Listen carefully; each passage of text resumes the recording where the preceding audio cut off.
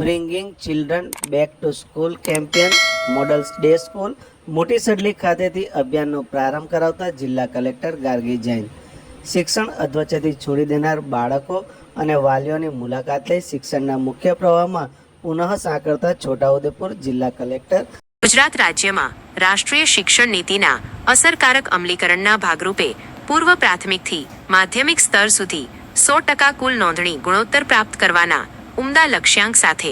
બાળકોને શાળામાં પાછા લાવીએ વિશેષ અભિયાન હાથ ધરવામાં આવ્યું છે। આ અભિયાન અંતર્ગત છોટાઉદેપુર જિલ્લા કલેક્ટર ગાર્ગી જૈનના સીધા માર્ગદર્શન હેઠળ જિલ્લામાં શિક્ષણ અધવચ્ચેથી છોડી દેનાર બાળકોને ફરીથી શૈક્ષણિક પ્રવાહમાં સામેલ કરવા માટે સઘન પ્રયાસો હાથ ધરવામાં આવી રહ્યા છે।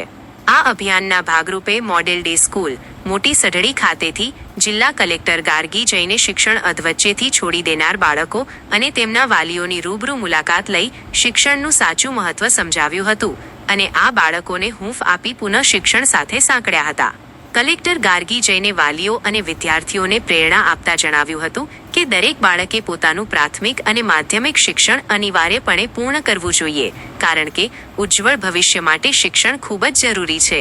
તેઓએ ઉમેર્યું કે ધોરણ 10 પૂર્ણ કર્યા બાદ વિદ્યાર્થીઓએ ધોરણ 11માં અભ્યાસ કરવો જોઈએ અથવા તો આઈટીઆઈ જેવા સ્કિલ ડેવલપમેન્ટના રોજગારલક્ષી કોર્સ તરફ આગળ વધવું જોઈએ। આ ઉપરાંત ધોરણ 10માં અનુત્તીર્ણ થયેલા વિદ્યાર્થીઓ પણ નિરાશ થયા વગર પૂરક પરીક્ષા આપીને પુનઃ ધોરણ 11માં અભ્યાસ ચાલુ રાખે તે માટે તેઓને પ્રોત્સાહિત કર્યા હતા। આ સાથે જ તેમણે જિલ્લા શિક્ષણ અધિકારી શ્રીને સૂચના આપતા જણાવ્યું હતું કે જિલ્લાના આવા તમામ વિદ્યાર્થીઓનો પુનઃ પ્રવેશ સુનિશ્ચિત કરવામાં આવે અને ધોરણ 10ની પૂરક પરીક્ષા આપનાર વિદ્યાર્થીઓને પરીક્ષાલક્ષી તમામ જરૂરી વ્યવસ્થાઓ અને માર્ગદર્શન મળી રહે તેવી સચોટ વ્યવસ્થા ગોઠવવામાં આવે। આ મુલાકાત દરમિયાન જિલ્લા શિક્ષણાધિકારી આનંદકુમાર પરમાર, મામલતદાર છોટાઉદેપુર, શાળાના શિક્ષકો, ગ્રામજનો તેમજ મોટી સંખ્યામાં વિદ્યાર્થીઓ અને વાલીઓ ઉપસ્થિત રહ્યા હતા।